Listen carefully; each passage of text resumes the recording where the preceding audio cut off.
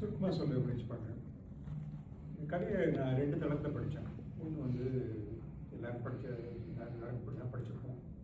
ஒன்று வந்து முதல்ல அந்த பொண்ணு வந்து ஒரு தன்னுடைய தோழியை பார்க்குற, மேலோட்டமாக பேசுகிற, சாதாரணமாக நடக்குது. அதுக்கப்புறம் திருப்பி வந்து முடிஞ்ச பிறகு கொஞ்சம் சின்ன அத்துமீறல் இருக்கட்டும் அப்படின்னு பார்க்குறேன். ஒரு பையன் கூட கொஞ்சம் பழகிறேன், கொஞ்சம் அவனுக்கு என்ன சொல்கிறது, ஒரு சான்ஸ் கொடுக்குறேன். அந்த பையனோட பேசுகிறேன். அந்த பையன் வந்து முதல்ல நம்ம சான்ஸ் கிடைக்கும்னு வரான். நீ வந்து ஒரு ப்ராஸ்டியூட் தானே, பரவாயில்லவா அப்படின்னு சொல்லிட்டு அதிகம் பண்ண ட்ரை பண்ணுறான். அப்படியே மேலே மேலே வளர்க்குது. அது ஷீ ரிவர்சஸ் இட்ஸ் குட். எல்லாருக்குமே ஒரு ஃபீல் குட் மூமெண்ட் தான் நினைக்கிறேன். அந்த ரூமில் வச்சு தள்ளி போட்டுக்கிறது, அப்புறம் வெளில போகணும்னு சொல்லுவாங்க. அது ஒரு காரணம். நான் இதை படிக்கும்போது எனக்கு வேற ஒரு தளம் தான் திருப்பி மனசில் வந்துட்டு, இந்த கதை வந்து நான் ஒரு சமநிலையை பற்றிய கதையாக பார்க்குறேன், ஈக்குலிபிரியம் பற்றிய கதையாக பார்க்குறேன். முதல் 2 பகுதி இருக்கு இல்லையா, முதல்ல தோழிகிட்ட போய் பேசும்போது அது அந்த சமநிலையை தக்க வச்சுக்கிற ஒரு முயற்சி. சமநிலை கொஞ்சம் கூட திருடக்கூடாது, அதனால தான் மேலோட்டமாக பேசுகிறேன். ஒரு ஒரு ஹார்ட் டு ஹார்ட் ஸ்பீச்சு, மனசில் தோன்றதை பேசுகிற ஸ்பீச்சு.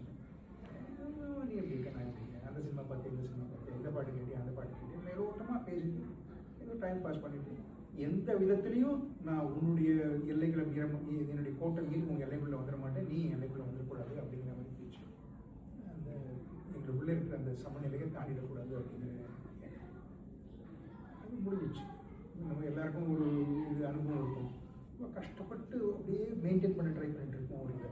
அது முடிஞ்ச பிறகு ஓகே, சாயங்காலம் போய் ஒரு பியர் குடிப்போம், இல்லாட்டி ஒரு சினிமா பார்ப்போம், ஏதாவது ஒரு இதில் வேறு விதமாக ரிலாக்ஸ் பண்ணுவோம், வேறு விதமாக ஏதாவது முயற்சி பண்ணுவோம் அப்படின்னு தோன்ற ஒரு இது.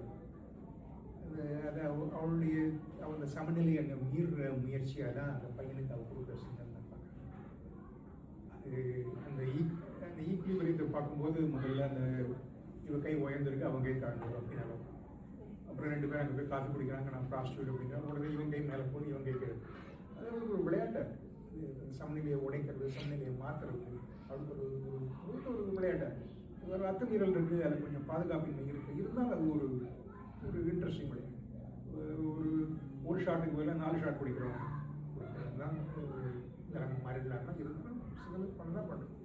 அந்த மாதிரி ஒரு ரூம் வந்து கூட்டிகிட்ட பிறகு திருப்பி சமநிலை மாதிரி நான் இதை ஒரு நாளில் நடக்கிற கதையாக பார்க்குறேன். இதை என்னை பொறுத்த வரைக்கும் இது நான் பார்த்துட்டு திருப்பி வந்து 2 பேருக்குள்ள இருக்கக்கூடிய ஈக்குவல் பண்ணி எப்படிலாம் மாறுது அப்படிங்கிற மாதிரி. கணவன் மனைவிக்குள்ளே ஒரு பட்டிக்காட்டிலேருந்து ஒரு மனைவி வந்திருக்கலாம், ஒரு சொன்ன மாதிரி மதுரை மாதிரி ஒரு பெரிய சிட்டிலேருந்து ஒரு புருஷன் வந்திருக்கலாம். அவங்க 2 பேரும் இருக்கும்போது உனக்கு ஒன்றும் தெரியல, நீ ஒரு பட்டிக்காடு அப்படி இப்படிங்கிறாங்க. ஒரு 5 வருஷம் கழிச்சு பார்த்தா இவர் வந்து ஓகே நீங்கள் என்ன சொல்கிறோமோ அப்பயும் நான் செய்கிறேன் அப்படின்னு சொல்லலாம். சமநிலை ரொம்ப சுலபம். நண்பர்களுக்குள்ளே மாறலாம். படிக்கும்போது குமாரசாமி லக்ஷ்மணனாக இருக்கலாம். லக்ஷ்மணன் வந்து பெரிய வேலை கிடச்சி குமாரசாமி கொஞ்சம் அவர் கீழே ஒர்க் பண்ணுற மாதிரி இருக்கலாம். சமநிலை மாறுது.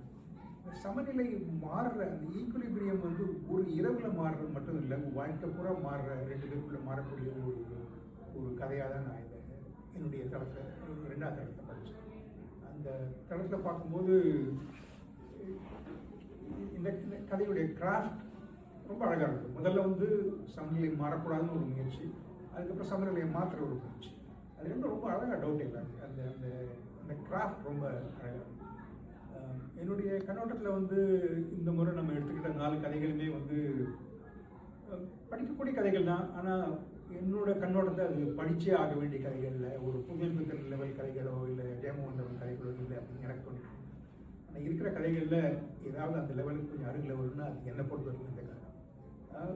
நவீனோட கதைகளில் அருமையான கிராஃப்ட் இருந்தது. என்னோட அம்பு படுக்கை எனக்கு பெருசாக கவர் கொஞ்சம் 4ஆவது கதை பேர் மறந்து போச்சு. அந்த கதையும் நல்ல அருமையான கிராஃப்ட் இருக்குது. ஆனால் அது என்ன ரொம்ப பெருசாக கவர் இருக்கிறதுல இது அந்த 2ஆவது தளத்துக்கு போகும்போது சமநிலை அந்த 2 பாட்டும் டவுட்டேலாம் இருக்குது. அந்த கிராஃப்ட் தெரியும்போது இந்த கதை தான் இருக்கிறதுலேயே சிறந்ததாக நான் கருதுகிறேன். இதுதான் ஓரளவு ரொம்ப நாள் நிற்கக்கூடிய கதை, நிற்கிறதுக்கு வாய்ப்பு இருக்க கதை அப்படின்னு நான் நினைக்கிறேன்.